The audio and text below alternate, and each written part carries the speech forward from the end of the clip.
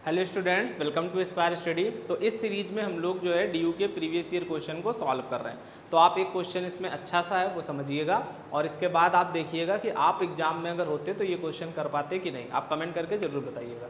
तो यहाँ पर जो आपके सामने क्वेश्चन है वो क्वेश्चन ये है कि area of the plane figure bounded by these equation. ठीक है, तो यहाँ पर आपको कुछ इक्वेशन गिवन है और आपसे कहा जाता है कि इन इक्वेशन से जो बाउंडेड एरिया होगा वो आपको बेसिकली फाइंड करना है।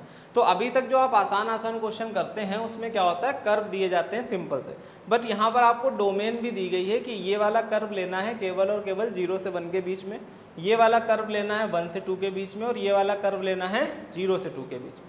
तो एक एक करके अगर आप कर्व बनाएंगे तो आप कुछ कर्व तो आसानी से बना लेते होंगे। जैसे आपको ये पता है कि y = √x का कर्व इस तरीके से जाता है, ठीक है, लेकिन हमें कहाँ तक लेना है, 1 तक लेना है। तो हम लोग जो है इसको केवल और केवल 0 से 1 तक बना लेते हैं। फिर इसके बाद में अगर आप सेकेंड कर्व देखोगे तो है y = x²। तो y = x² का कर्व ऐसे बनता है, लेकिन आपको पता है 1 से 2 तक बनाना है। तो हम लोग क्या करते हैं कि इसको केवल और केवल 1 से 2 वाला पोर्शन जो है वो ड्रॉ करते हैं। तो अगर 1 से 2 वाला पोर्शन ड्रॉ करोगे तो कुछ इस तरीके का फिगर बन जाएगा। ठीक है, ये बन गया हमारा मान लो 1 से 2 तक। अब हमको एक अगला बनाना है फिगर, कौन सा, y = -x² + 2x + 4। तो अगर इस क्वेश्चन को ध्यान में समझते हो और लास्ट वाला अगर आप कर्व देखो तो यही सबसे ज़्यादा इम्पॉर्टेंट है। तो यहाँ पर आप देख सकते हो कि ये x में क्वाड्रेटिक इक्वेशन है और जब x में क्वाड्रेटिक होती है तो या तो अपवर्ड ओपन होता है या फिर डाउनवर्ड ओपन होता है। तो x² का कोफिशिएंट नेगेटिव है इसलिए डाउनवर्ड ओपन होगा, मतलब ऐसा बनेगा। बट अगर हम इसका वर्टेक्स पता करना चाहें तो आपको शायद ये बात पता हो कि वर्टेक्स -b/2a पर -d/4a होता है। तो अगर -b/2a निकालेंगे तो b की वैल्यू रखेंगे -2 और 2 - 1, तो इसका मतलब ये क्या आ गया, हमारा 1 आ गया। तो इसका मतलब इसका x कोऑर्डिनेट 1 है। तो x कोऑर्डिनेट अगर इसमें 1 रखोगे तो ये 1 + 2 + 4, ठीक है, तो इसमें 5 वैल्यू आ जाएगी किसकी, कोऑर्डिनेट की। तो आप कह सकते हो ये पॉइंट 1,5 होगा।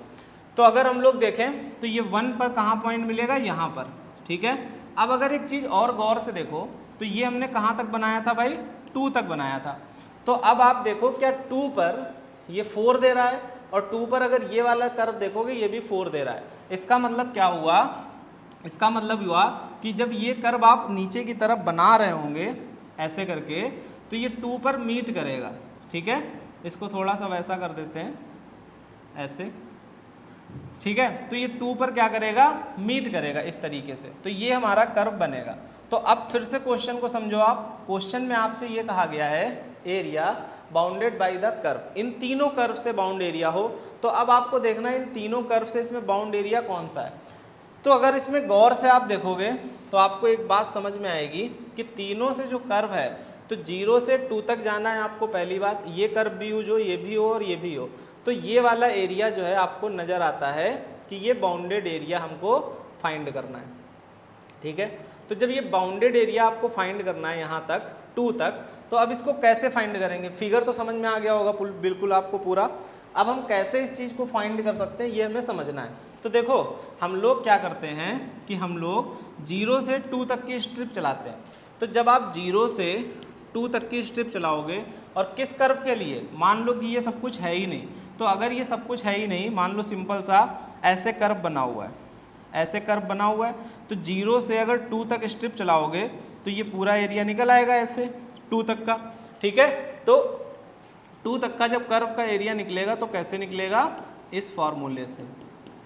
ठीक है, इससे निकल आएगा इस कर्व के बाउंडेड। लेकिन हमें क्या करना है, हमें ये करना है कि जो ये वाला कर्व ऐसे करके गया है ऐसे करके, तो हम लोग क्या करें कि ये इधर जो इसके आउटसाइड एरिया है ये वाला, ये सब सब्ट्रैक्ट कर दें।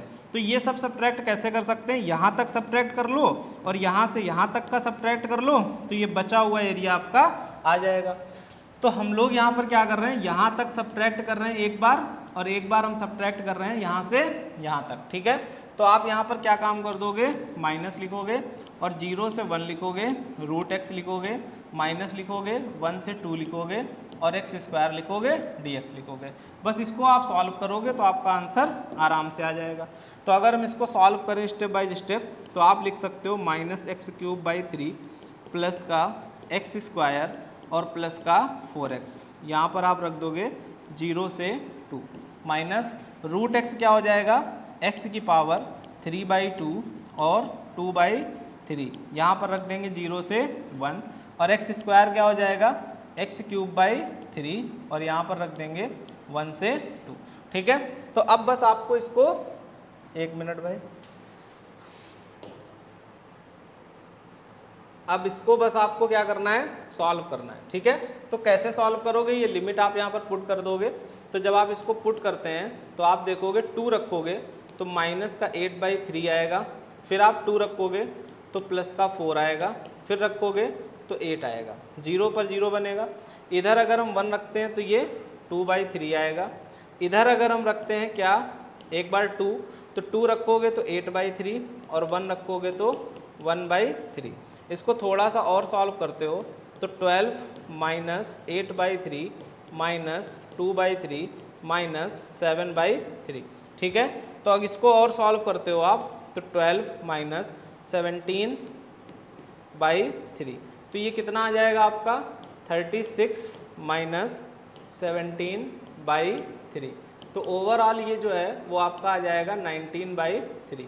तो ये आपका एरिया जो है कंप्लीट होगा। तो इसमें 19/3 ऑप्शन नहीं है, 19/5 है, तो आप इसको करेक्ट कर लीजिएगा, 19/3 इसका सही आंसर होगा। ठीक है, तो यहाँ पर जहाँ पे 19/5 लिखा हुआ है इसको क्या कर लोगे आप 19/3। तो आई होप आप ये समझ गए होंगे, बहुत ही प्यारा क्वेश्चन है, आप इसको एक बार अपने आप ट्राई करें और कोशिश ये करें कि जब हम DU का एग्जाम देने जाएंगे तो समझेंगे कैसे कि यही चीज़ अप्लाई होनी है। ठीक है, तो आपको बिल्कुल क्रिस्टल क्लियर होना चाहिए कि कैसे हम लोग कोई भी फिगर बनाते हैं देख करके, और फिगर जब बनाओगे तब आप समझ पाओगे कि कौन सा एरिया हमको लेना है। ठीक है, तो आई होप आप इतनी बात समझ गए होंगे। मिलते हैं हम लोग अगले क्वेश्चन में, तब तक आप इसकी प्रैक्टिस अपने आप कंप्लीट करें।